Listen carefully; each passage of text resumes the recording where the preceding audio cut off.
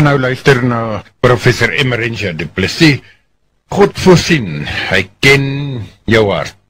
God voorsien in al ons behoeftes, deur sy deernisvolle teenwoordigheid in ons lewens. En daarom lees ek graag vandag uit 'n boekie vir ons met die naam God is lief vir jou, deur Roy Lessin. Hy sê, God sê nie altyd hoe hy vir jou sal sorg nie, maar hy sê wel dat jy nooit sonder sy sorg sal wees nie. Hy sê nie vir jou wanneer hy jou gebed sal verhoor nie, maar hy sê wel dat sy tydsberekening perfek is.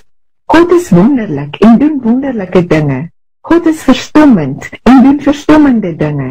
Dit wat hy doen, vloei voort uit wie hy is. God gee om vir jou. Hy gee nie net om vir jou nie, maar sorg ook vir jou. En daar is baie maniere waarop sy besorgdheid vir jou duidelik word. Een manier is deur sy name.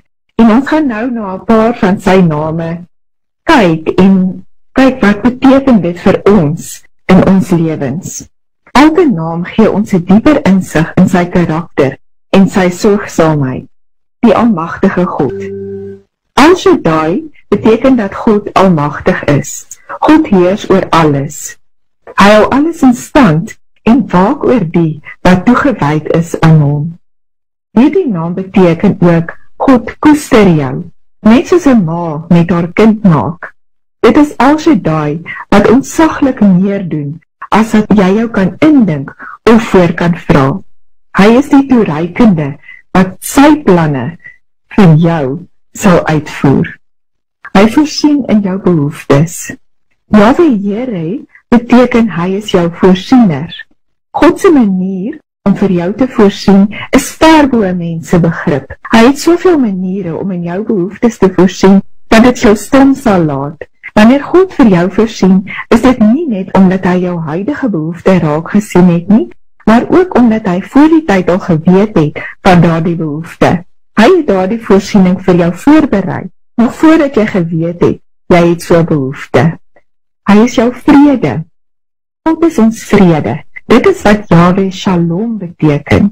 Wanneer mense die woord vrede hoor, dink hulle baie keer in terme van oorlog. Maar God se vrede beteken iets heeltemal anders. Met Jesus se geboorte hoor ons hierdie woorde: vrede op aarde. Dit beteken nie dat daar nie meer oorlog sal wees nie.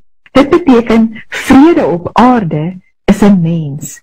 Jesus is die prins van vrede. God se vrede beteken jy kan vrede by God kry en dat sy vrede in jou woon. God is by jou. Yahweh Shammah beteken God is altyd by jou. Hy is die God wat altyd daar is. Sy teenwoordigheid is die hoop van jou lewe, die vrede in jou gedagtes en die lied in jou hart. Sy teenwoordigheid, ook sy deernisvolle teenwoordigheid, beteken dit gaan goed met jou. Hy wil graag die middelpunt wees van alles wat jy is en doen. Waar sou ons sonder hom wees? Hy is jou geneeser. Jahwe Rapha beteken God is jou geneeser.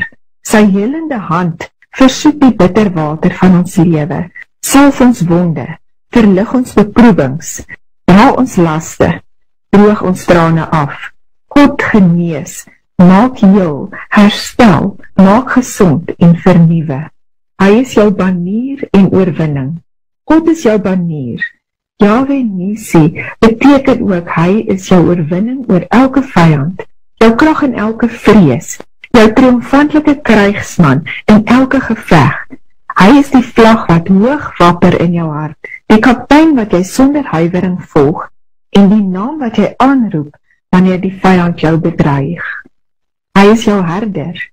Yahweh Roi beteken hy is jou herder. Hy is die een wat jou sagkens na stille waters en groen weivelde lei. Hy gaan voor jou uit en maak die pad vir jou gelyk. Hy staan agter jou met goedheid en genade. Dit is die naam wat trane afdroog en vrese verjaag, want hy waak oor jou. Sy groote naam wil ek roem. Dis wonderlik om hom koning te noem. Met seëninge oorspoel hy my. Hy is die een wat my hart verbly. Aan die kruis het hy gesterf om die ewige lewe vir my te verwerf. Dankie, dankie Heer. Met U in my lewe vrees ek niks meer. Hy is die sonsopkoms van jou oggend en die sonsondergang van jou dag. Jy word elke oggend wakker met sy genade en gaan slaap in die aand met sy goedheid. Die arm van die Here. Die arm van die Here is so 'n wonderlike naam. Deur hierdie naam openbaar God dat sy mag oorspoel na sy seun en Jesus is die uitdrukking van sy liefde. Sy arm het die mag om 'n blinde se oë aan te raak sodat hy kan sien en dit het die teerheid om 'n klein kindjie nader aan hom te trek. God hou sy arm uit, nie om jou op 'n afstand te hou nie, maar om jou nader aan sy hart te trek. Nie om jou toegang tot sy genade te verbied nie, maar om dit oorvloedig oor jou uit te stort. Hy kan jou dra, want sy arms is sterk en jou behoeftes groot. Hy help jou. Hy gee vir jou troos, hoop en genesing. Hy gee vir jou alles wat verlore was, vernuwe alles wat gesteel is en herstel alles wat van jou weggevat is. Die herder en bewaker van jou lewe.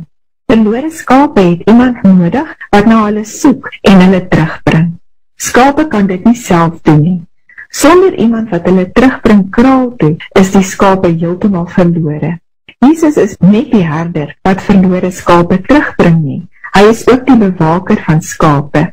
Jesus waak oor elkeen wat na hom toe kom vir skuiling en sorg.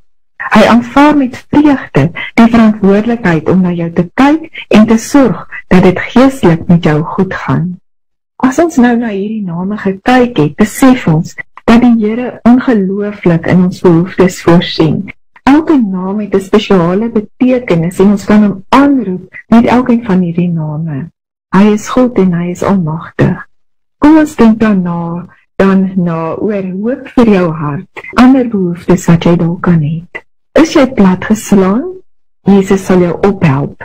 Is jy moeg? Jesus sal jou krag gee. Is jy moedeloos? Jesus se aanraking sal jou weer hoop gee.